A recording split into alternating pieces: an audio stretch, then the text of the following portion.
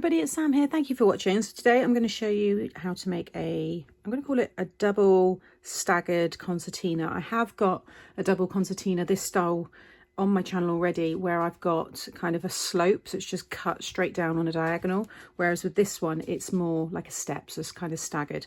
Once you see me put it together, those of you that have seen some of my older tutorials, you'll probably recognize it. I'm using my brand new, this is my foiled premium foiled card pack, and this is my baked goods, and I've already made lots of cards using it, and you'll be able to see all of them under the albums on my Facebook page, and I'll also upload them onto my website as well. So you're going to want to first of all cut yourself 2 pieces of 8.5 by 7 cardstock, and on both of them you're going to score at 1.5, 2.5, 3.5, 4.5, 5.5, 6.5 and 7.5. That's along the 8.5 side. And then along the 7-inch side, you want to make sure you've got the end where you've got the last 1-inch section. So you'll have a 1.5-inch section here at the bottom. And you're going to score at 6 inches just down to the first score line. Then at 5 inches down to the second score line.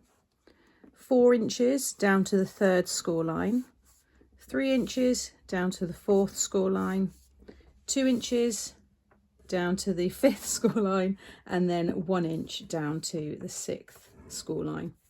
Okay, and then if I just hold it up to the light, you should see you'll have this staggered or kind of step, maybe I call it a double concertina step card maybe, and then you'll have this corner that's got all your grids, all your squares.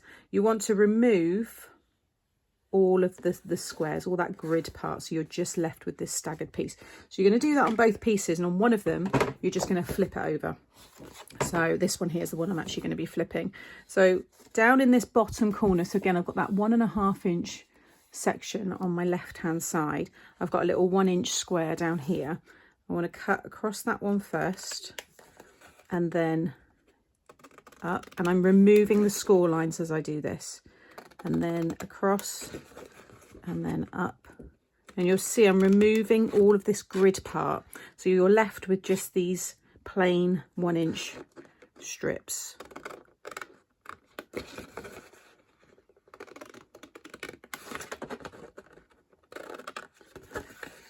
Just keep doing that all the way up. Cut up 1 inch, cut across 1 inch, cut up 1 inch, cut across 1 inch. And then up to the top there. Okay, so all of the squares is what I've removed, and I'm left with this piece here. Now you can go in, just tidy up any sections. I do want to make sure that the score lines are removed. It just makes it look a little bit neater.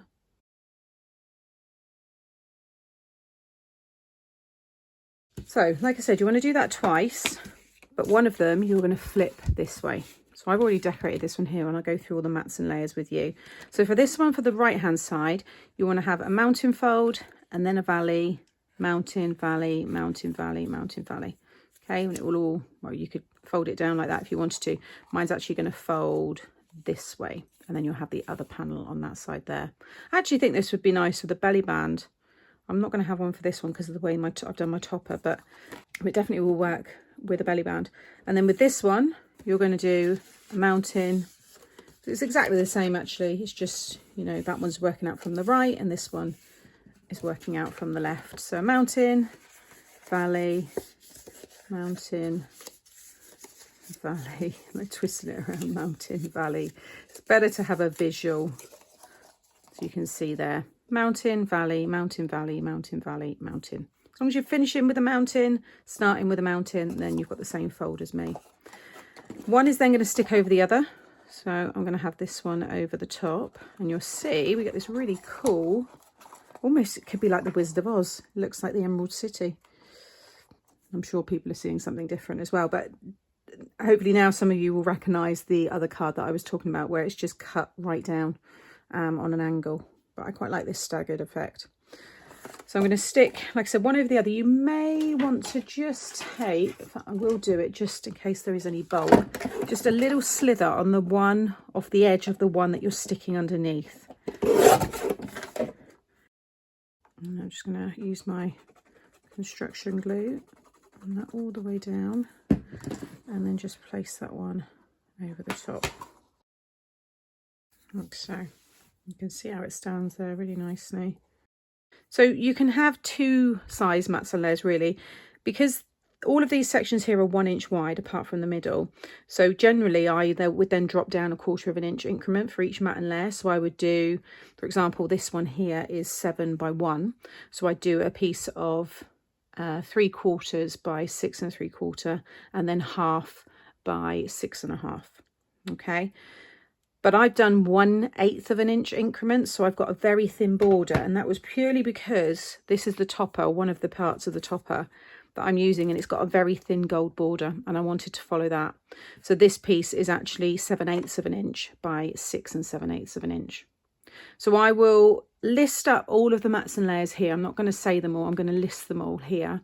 I'll do the 1/4 inch increment and the 1/8 inch increment. 1/8 will look like this, 1/4 inch you'll have a thicker border. So it's entirely up to you what you decide to use. You're going to want 2 of all of these side ones, and then just 1 of this center piece. So you can see already here I've got my other ones, and I've just kept the same paper throughout. I thought it looked quite effective, and the card that I've used is the new Creative Craft products, and this is the colour Dreamy Blue, and it goes really well with that gingham design in the paper pad. So I'm going to stick these all down, and then I will finish it off with the topper.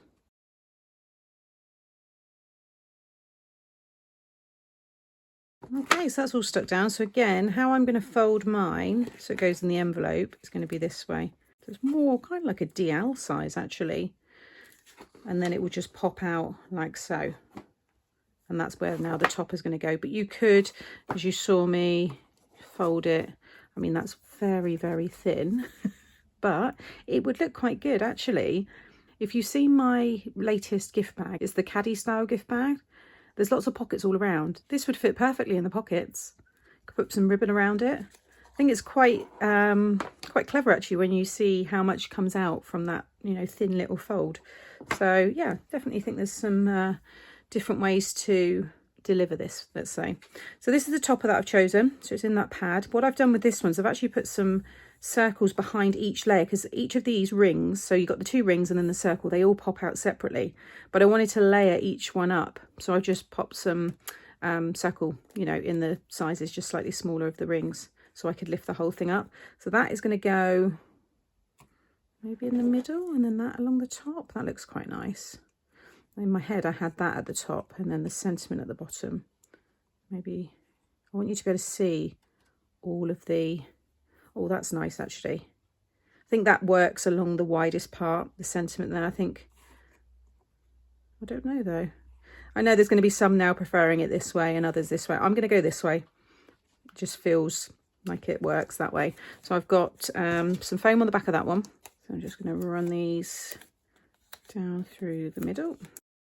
I'm just going to lay it flat, and that way, yeah, I know it's hanging out equally across each of the sides there. And then I've doubled up the foam on this one just so it's a little bit higher. And then that one again, just lay it flat. There we go. So that will all fold down. In fact, it might clip itself. Oh, hang on. Underneath the topper. So it's a bit like my fold and lock, I think I called it.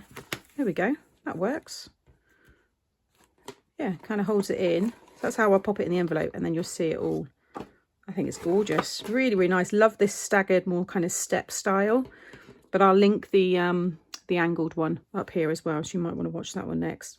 So thank you for joining me today and watching me make this fun fold step, double step concertina card. I think it's really effective, and it's going to be great for many occasions. I actually see like a podium, so maybe like a sports day, you know, some kind of sporting event. I think that could yeah, it could be a good style card to use for that as well. So you'll find all of the product that I've used today just by clicking here, and it'll also be linked in the description box below. Make sure you're subscribed to my channel just here, and that way you won't miss out on any future videos. And check out the tutorial here. That will actually again be that one with the more angled finish on it, so you might want to watch that next. Take care, and I'll see you all again soon. Bye.